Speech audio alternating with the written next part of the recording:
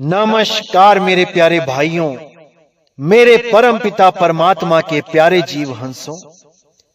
मैं बहुत शुक्रगुजार हूं उस मालिक का जिसने मेरे भाइयों को इतना विवेकी बना दिया कि वो हर छोटी से छोटी बात को अच्छी तरह समझ रहे हैं और सत्य सत्य का निर्णय करते ही जा रहे हैं।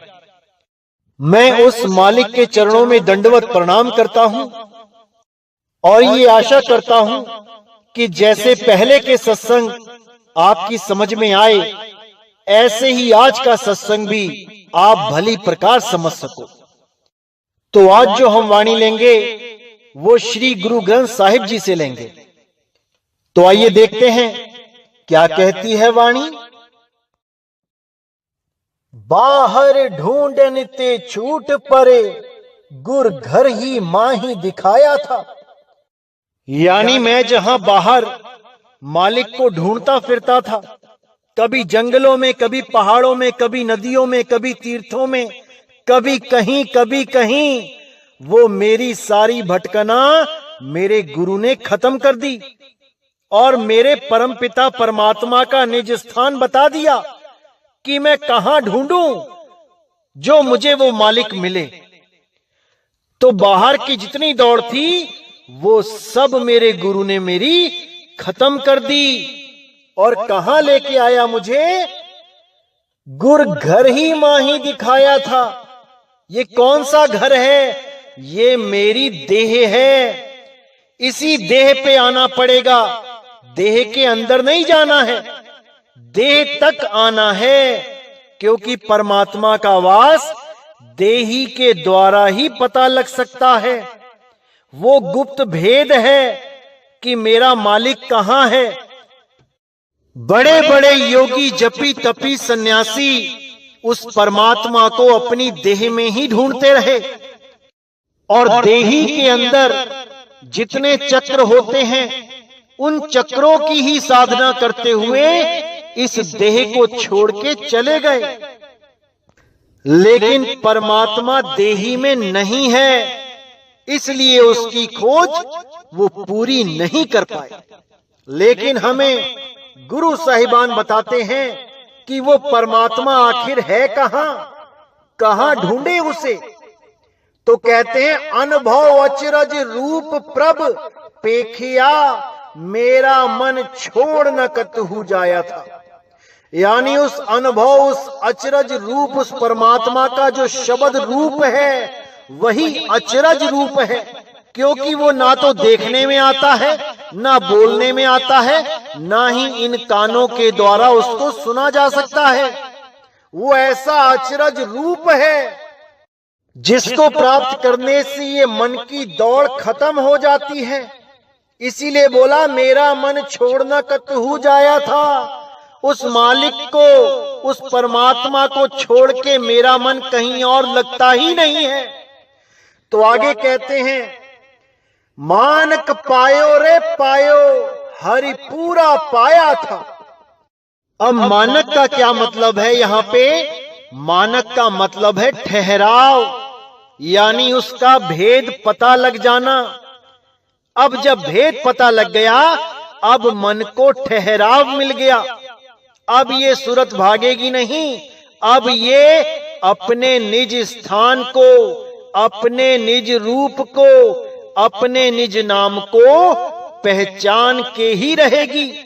जब गुरु के द्वारा सैन मिल जाती है तो परम ठहराव आ जाता है। इसीलिए बोला, मानक पायो रे पायो, हरि पूरा पाया था। जब गुरु के द्वारा सैन मिल गई, मानक मिल गया, तब हरि पूरा, यानी वो शब्द गुरु अब मिल ही जाएगा। जिसको ढूंढते ढूंढते कई जन्म बीत गए, अब वो हमें जरूर मिलेगा। तो आगे कहते हैं, मोल या मोल न पाया जाई, कर कृपा गुरु दिवाया था। यानी उस अमोलक परमात्मा को मोल के द्वारा नहीं पाया जा सकता था। यानी कुछ भी भेंट करके उस मालिक को नहीं पाया जा सकता था। लेकिन कर कृपा गुरु दिवाया था। जब गुरु ने कृपा कर दी, उस भेद को बता दिया, तब वो मालिक जरूर मिलेगा। उसके बिना कोई रास्ता नहीं है। तो आगे कहते हैं, अधिष्टि अगोचर पार ब्रह्म मिली साधु वकत कथाया था। यानी जो अधिष्ट है, जो अगोचर है, जो देखने में नहीं आता, जिसको कोई जान नहीं सकता, वो पार ब्रह्म मिल साधु वकत कथाया था। जब हमारे जीवन में वो साधु आ गया जो उस अकथ को, जिसे कथा नहीं जा सकता, उसको भी कथ के समझा दे, उसकी कथा को, उसकी अकथ कथा को हमें बता दे, तब वो मालिक हमसे दूर नहीं है।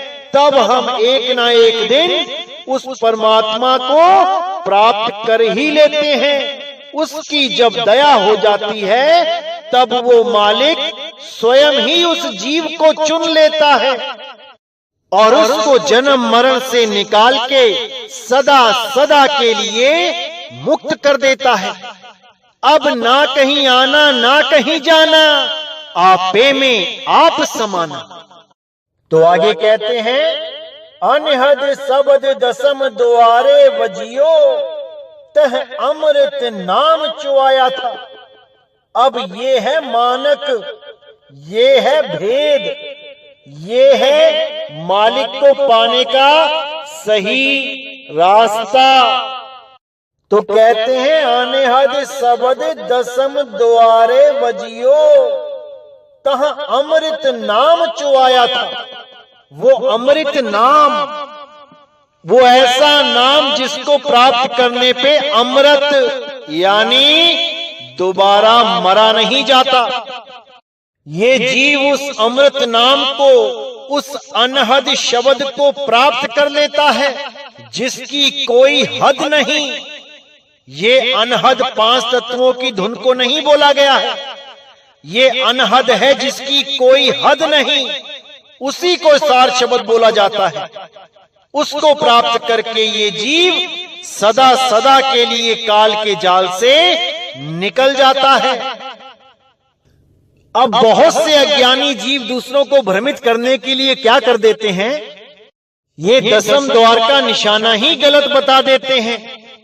कोई त्रिकुटी में, इंगला पिंगला सुषमना में 10वां द्वार बता देता है, कोई हृदय को 10वां द्वार बता देता है, कोई नाभि को 10वां द्वार बता देता है। असल में इनको दसम द्वार का ज्ञान ही नहीं है। दसम द्वार गुप्त है, यानी 9 द्वारे खुले हैं, दिखाई देते हैं। पैदा होने से लेके अंत समय तक ये 9 दरवाजे प्रगट ही रहते हैं। लेकिन जो 10वां दरवाजा होता है, इसको गुप्त कर दिया जाता है। जैसे हमने कहीं पे धन से भरे हुए घड़े को गाड़ा जमीन में, तो वो हमें दिखाई दे रहा है, वो प्रगट है। लेकिन अगर हम उसको मिट्टी से ढक दें, तो घड़ा तो वही है जहां पे गाड़ा गया है, लेकिन वो गुप्त है क्योंकि ऊपर मिट्टी की परत आ गई। इसी प्रकार 10वां द्वार गुप्त कर दिया गया। 10वां द्वार वही है जहां पे वो था, लेकिन उसको ऐसा ढक के गुप्त कर दिया गया कि अब किसी को खबर ना रही कि वो 10वां द्वार कहां है। अब कोई भेदी सतगुरु ही उस द्वार को समझा बुझा के, उस द्वार का भेद बता के, फिर उस शब्द को कैसे प्राप्त करना है, इस गुप्त विधि का भी भेद बता दे। तब समझ जाओ कि अब तुम्हें कोई नहीं रोक सकता। अब काल का जाल टूट ही जाना है। बस उस मालिक के चरणों में अपनी सूरत को लगाए रखो। एक ना एक दिन वो दयाल दया करेगा और आपको शब्द की अनुभूति जरूर होगी। तो आगे कहते हैं, तोटे नहीं मन तृष्णा बूझी, अखट भंडार समाया था। चरण चरण चरण गुरु सेवे, अगड़ घड़ियों रस पाया था। यानी जब वो शब्द गुरु प्रकट हुआ, जब उसने अपनी अपार दया बरसाई, तब मेरे मन की सारी तृष्णा बुझ गई। और तब उस परमपिता परमात्मा उस शब्द गुरु के चरणों में मैंने जब सूरत को लगाया, तो उस अनघड़ को मैंने प्राप्त किया जिसे कोई घड़ नहीं सकता। उस रस को मैंने प्राप्त किया। तो आगे कहते, सहजे आवा सहजे जावा, सहजे मन खिलाया था। कह नानक भरम गुरु खोया, ता हरि महली महल पाया था। कहते सहजे आवा सहजे जावा, उस अवस्था को सहजता के द्वारा ही प्राप्त किया जा सकता है। जब आप पूर्ण सहज हो जाते हो, तब आप उस अवस्था में पहुंच जाते हो जहां पर सुख और दुख दोनों से ऊपर वो पूर्ण अवस्था बनती है। उसी को सहज बोला गया है। सहजे आवा सहजे जावा, सहजे मन खिलाया था। अब ये मन भी सहज हो जाता है। कह नानक भरम गुरु खोया, ता हरि महली महल पाया था। कहते हैं गुरु मिले तो मेरा भरमगढ़ टूट गया। कह नानक भरम गुरु खोया, गुरु की वजह से ये भरम खो गया, खत्म हो गया। ता हरि महली, तब जाके हरि का महल महल पाया था। यहां 2 बार महल लिखा है। क्यों? कि हरि के महल को मैंने अपने ही महल में पाया, यानी इस देही में ही उस परमात्मा को पाया, लेकिन देह के अंदर नहीं, बल्कि उस स्थान पे जहां गुरु ने भेद बताया। तब मैं उस मालिक का दर्श कर पाया, तब मैं उस मालिक के चरणों में समा पाया। तो बहुत ही भेदी वाणी है, लेकिन तब समझ में आती है जब मालिक की अपरंपार दया इस जीव पे बरसती है। क्योंकि भरमाने वाले तो भरमाते ही हैं। इसीलिए गरीबदास जी ने भी बिल्कुल खुल के बोला, तालू ऊपर है त्रिवेणी, ब्रह्म रंध्र का घाट दुल्हनी। गंगा जमुना मध्य प्रयागा, काया काशी नहाए माघा। यानी वो त्रिवेणी शरीर में नहीं है भाई, वो शरीर से परे है।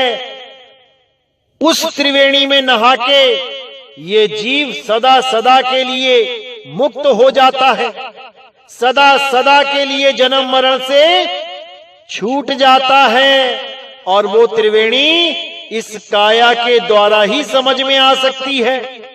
वो कहीं बाहर नदियां नहीं हैं, ये इसी काया का भेद खोला गया है। इसीलिए कबीर साहब ने भी बोला, 10वां द्वार गुप्त है, ब्रह्म रंध्र है ठौर, तहवां सुरती लिप्त करो, देह तजो फिर और।